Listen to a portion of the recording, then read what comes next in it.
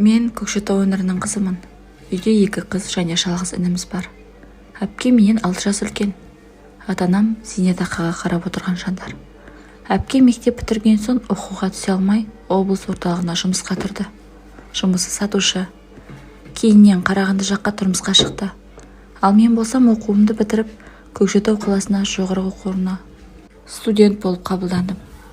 Әпкем Қарлыға жездеме мінездері келіспей, 2 жылдан соң ажырасып қайтып келді. Жездем жаман жан емес сияқты еді, бірақ әпкеме бір жақпай-ақ қойды. Үнемі көңіл толмай есі шықты. Ақыры бір баласын жетектеп ауылға қайтып келді. Ата-анам іштей көңілдері түссе де үнсіз қабылдады. Ұлын бауырларына басты. Әпкем ұлын ата-анамның қамқорлығына тастап, Көкшетау қаласына кетті. Ол кезде мен 2-ші курсқа аяқ басқан кезім еді. Көкшетауда тағы бір шағын дүкенге сатушы болып кірді. Мен жатақханада, ол қыздармен пәтер жалдап тұрды. Анда-санда пәтеріне де барып тұрдым. Қасында өзі сияқты тұрмыста болған қыздармен тұрады екен. Әңгімелері жарасып, кафеге барып қыдырғыш болып кеткендей. Үйлеріне барсам, Қарлыға менің тезірек кеткенімді қалап тұратын сияқты болып көрінетін. Үнемі қолыма ақшамен азық-түлік сатып, сау бол деп шығарып салуға асық еді. Бұрынғыдай емес, өзі де әрленіп, әдемі киініп, шаш үлгісінде өзгертіп үлгеріпті.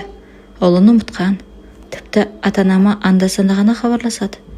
Бар көмегі дүкеннен бір сөмке тәттілер жіберіп тұрады екен. Осылайша мен 3-ші курсқа келдім. Қарлыға өміріне де үйренгенбіз. Бір күні Қарлыға 2 баласы бар азаматқа тұрмысқа шығатындығын айтты. Әйелі қайтыс болған, балалары ер жетіп кеткен болашақ жездеміз Қарлығадан 12 жас үлкен екен. Әпкемнің 2-ші рет отбасын құруы бақытына ие болғанына іштей қуанып жүрдім. Енді мен жатақханадан шығып, Қарлыға әпкемнің қолында тұратын болдым. Әпкем дүниеге бір ұлда келді. Үй жайы бар жездеміз де жайлы адам. Өзімен өзі жұмысына барады. Теледидарын қарап, анда-санда ақырын ғана әңгімесін айтып отыра беретін. Балалары да ер жеткен ақылды, артық жас отбасын мазаламайды. Жездеміз вахталық жұмыста істейді. Айына 1 рет Астана қаласына жұмысқа кетеді. 10 күннен соң қайтып келеді. Мен өз бақытымды кездестіріп, тұрмысқа да шықтым. Қазір Көкшетау қаласында ата-енеммен бірге тұрамын. Енем көп сөйлей бермейтін сабырлы жан. 2 жыл болды. Қант диабет ауруына шалдығып, науқастанып жүр. Үйде болғаннан аурухана төсегіне танылғаны көп. Ал атам болса, зейнетке шықса да бір мекемеде күзет қызметінде жұмыс істейді. Үлкен жер үйіміз де бар. Күйеуім банк саласында жұмыс істейді. Өзім 2 баламен үйде отырмын. Мені мазалайтын соңғы кезде үлкен проблема бар. Ол Қарлыға әпкем мен менің қайынатамның арақатынастары. Біле ме, білмеймін. Мен ашықта анық білемін десем де болады. Бірнеше рет көзімде жеткен. Енем ауруханада жатқан кезде Қарлыға әпкемде біздің үйге әр нәрсені сылтауратып келгіш болып алды. Жездем вахталық жұмысына кеткенде атам сол үйдің құтты қонағы, үйге де қонбай қалады. Қайда болатынын сезсем де білмегенсіп жүремін. Күйеуіме айтуға еш батылым бармайды. Тіпті қорқамын. Ал әпкемді бір ретте сөзге тартып көрмекші болып едім.